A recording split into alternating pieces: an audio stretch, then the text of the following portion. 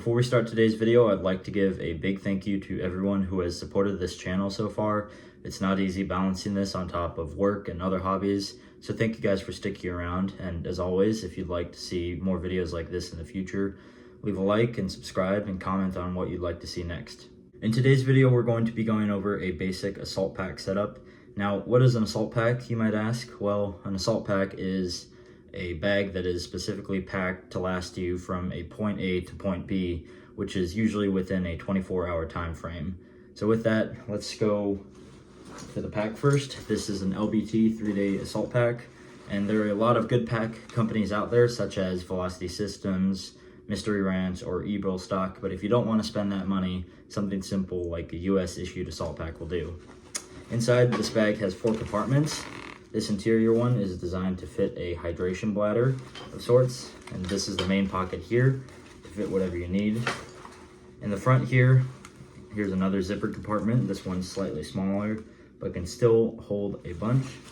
And then this is a little hidden zip pack on the outside for easy access to things that you might need right off the bat. Now, there are some intricacies to wearing a pack, especially if you're wearing a plate carrier underneath it. There are certain options with certain packs to attach something to the back of your plate bag, whether it be through Velcro, MOLLE, buckles, spear tubes, or zippers, and what have you. And normally these packs are designed to stay where they're at with little to no overhang over the rear of your plate bag. However, there are some drawbacks to this. One is that some of these bags will hold less depending on who you buy it from. And another is that it may be difficult to access their contents depending on how you attach it to your kit, although this may depend on your situation. Now, with that out of the way, let's get into what I like to keep in my 24-hour bag. First off, warm and wet gear. A lot can change in 24 hours, so please pack layers to keep you warm and dry. This is just a simple waffle set. These are amazing at keeping you warm, especially for my guys in the Pacific North and the Northwest. And then this is just a simple Gore-Tex set that will keep you dry, especially if you're moving through wet terrain.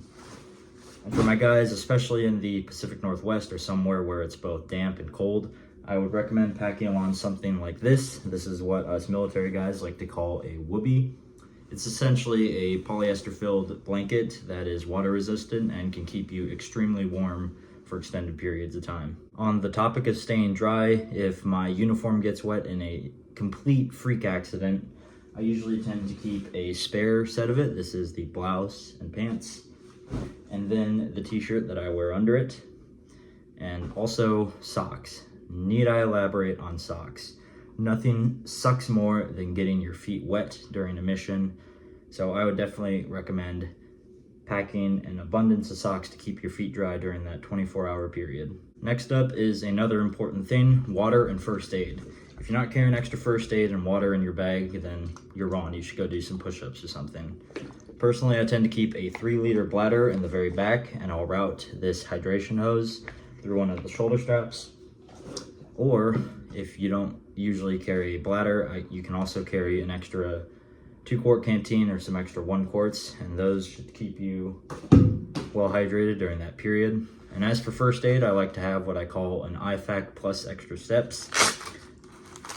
This is just your normal vanilla IFAK with a couple different things in it. I have my Israeli bandage and combat gauze, or normal gauze will do, and I also tend to keep band-aids as well as alcohol wipes. And I also enjoy keeping things like an extra tourniquet with it as well. One of the last main things I tend to keep with me is some sort of food. So here we have everyone's favorite source of constipation, an MRE. And there's really not much to say about this other than that you should take the guts out of it and stuff them in your bag, and that frees up a little bit of space and time. Lastly are some little odds and ends that I like to keep on hand. This first one is a headlamp. Now, I definitely recommend carrying some sort of red lens light, especially if you do what I do for a living, where light discipline is key. And definitely don't keep something that goes to white light on the first click, because it's bad form having to cycle through a multicolor headlamp to get the color that you need. So please keep that in mind. Another is batteries, whether they be for your night vision, your optic, or your weapon light, what have you. Never skimp on your batteries, because you never know when something might go bad. One of the last little things I like to keep on me is just extra 550 cord and a multi-tool of sorts. I usually keep a Leatherman directly on my person, but this is a great backup should the original ever go missing, and same goes for the 550 cord. Final bit of advice for you guys,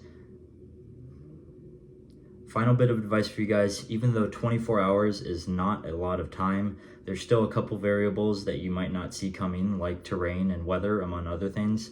So pack as light as you can while still keeping what you need.